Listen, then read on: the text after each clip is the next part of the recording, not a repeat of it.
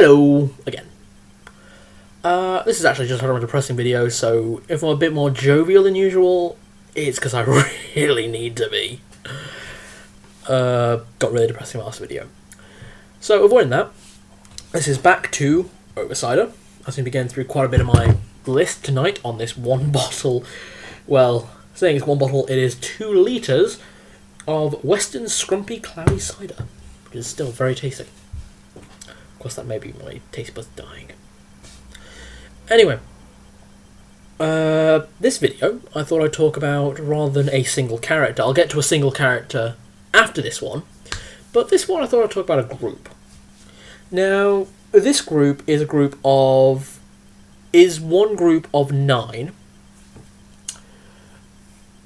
who protect the universe. Well, kind of. Some of them don't protect, some of them do. Bit weird. Who protect the universe from injustice and corruption, and basically a space police force. You might know them as the Lantern Corps. Yeah, but we're not talking about Green Lanterns, we're not talking about Yellow Lanterns, we're not talking about Blue Lanterns, we're not talking about any of those lanterns that protect the universe in the way that they do. You've got the Green Lanterns who protect the universe by basically being a police force. You've got the Yellow Lanterns who protect the universe by applying strict doctrines of discipline upon worlds to prevent crime before it even starts.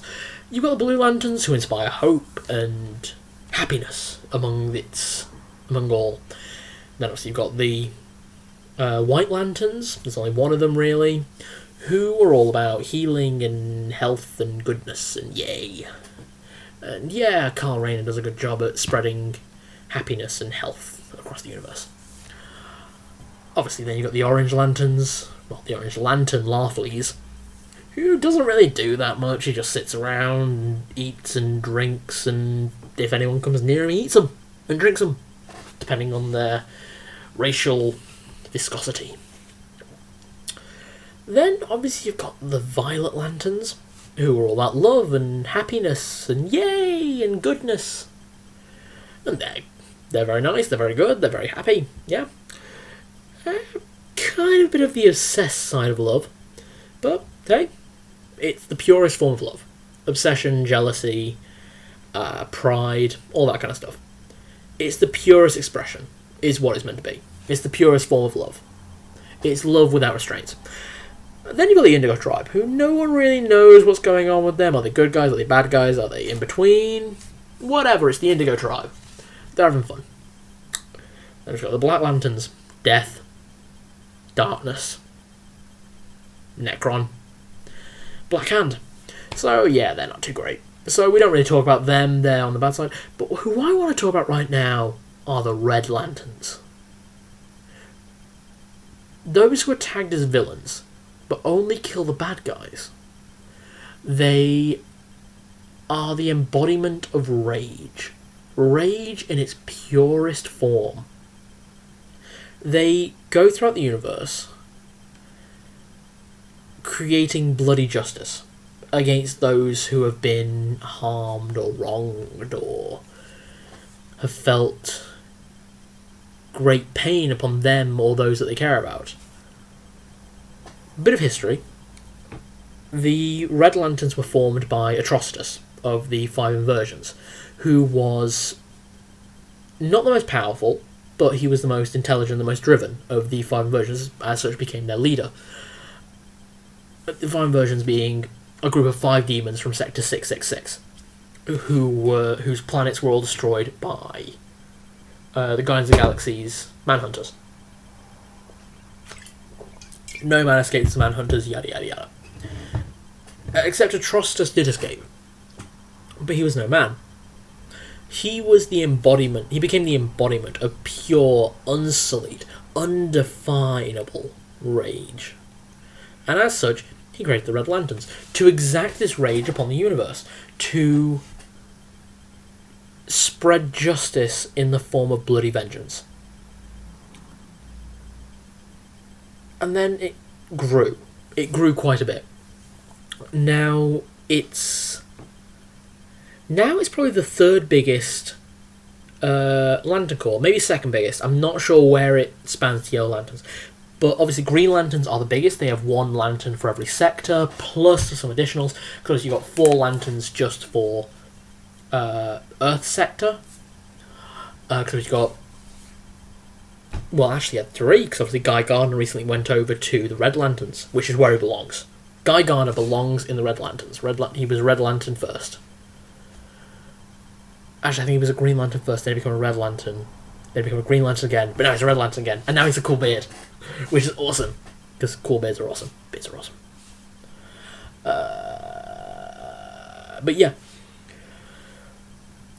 the reason I want to talk about the Red Lanterns is I've read all the Lantern series. I've read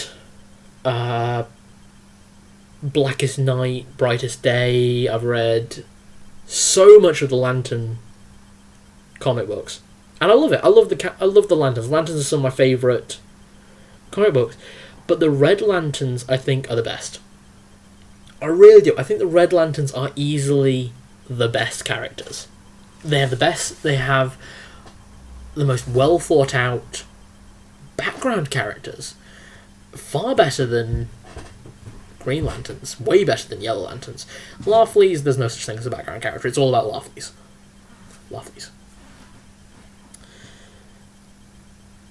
But no, in the Red Lanterns, just talk about a couple of characters. You've got Atrocitus, who built the Corps, and he's a great character. Then you've got his cat, who is also a Red Lantern, Dexter, who is a vengeful blue little bastard.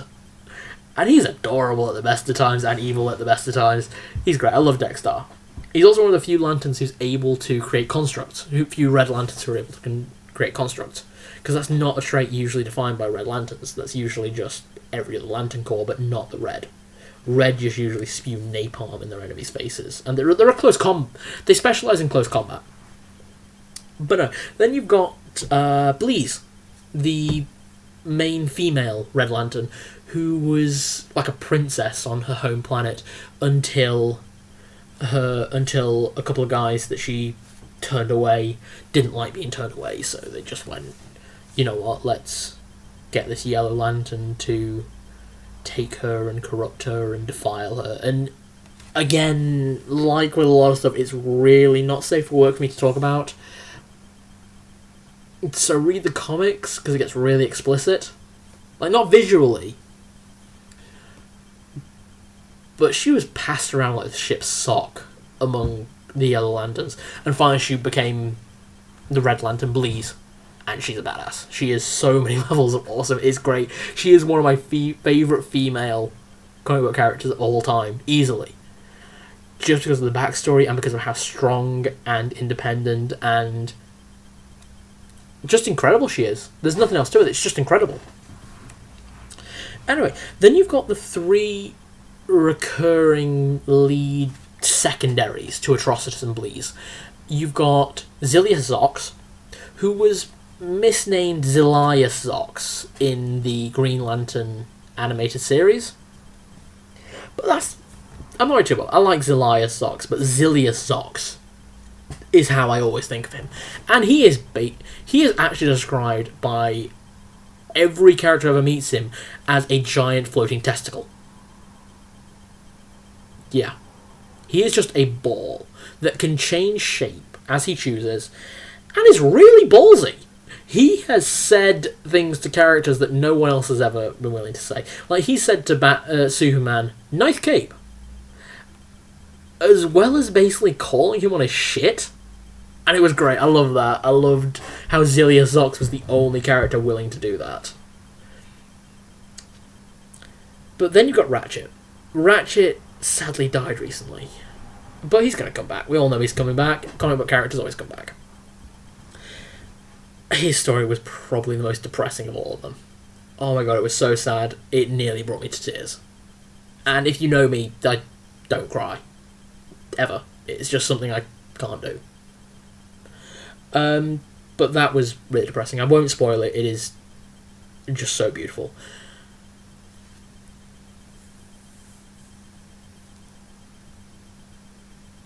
Zilius Ratchet.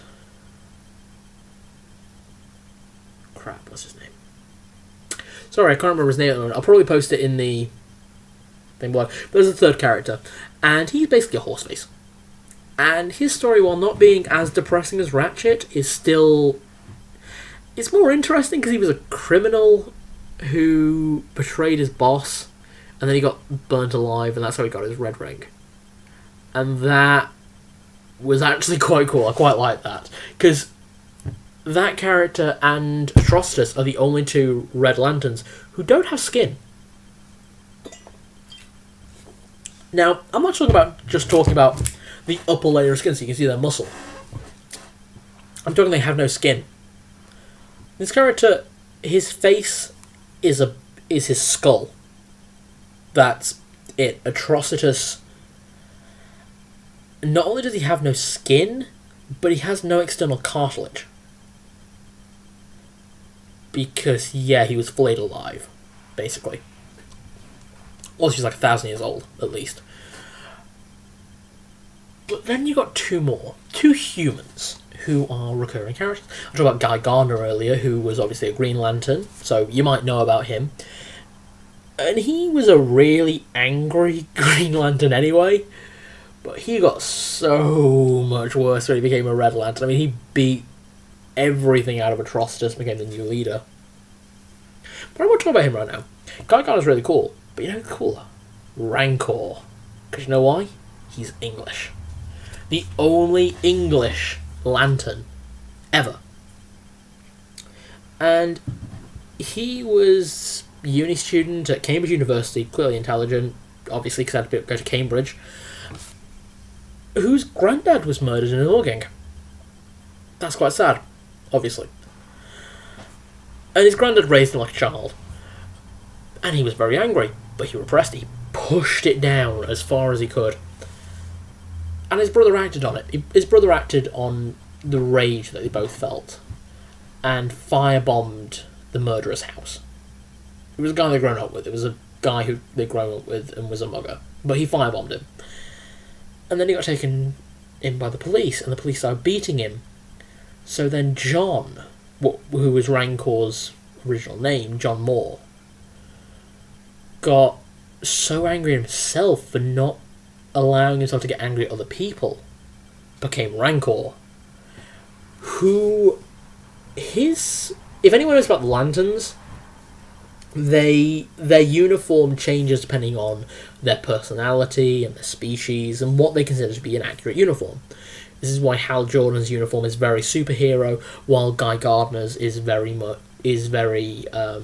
jock, and Jon Stewart is very military, if you actually look at them closely. Kyle Rayner is quite superhero as well, but in a different style. It's more Superman superhero, while Hal Jordan is more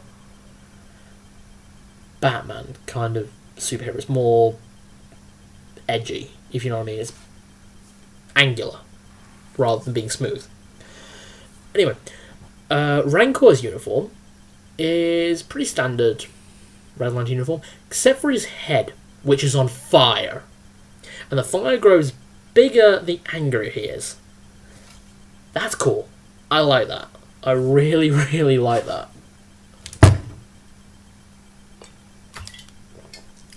But I won't get too into characters, because this was just about the Red Lanterns and how awesome the Red Lanterns are. So that was over Cider about the Red Lanterns, the Red Lantern Corps. And remember to read comics, or just read books. Read anything.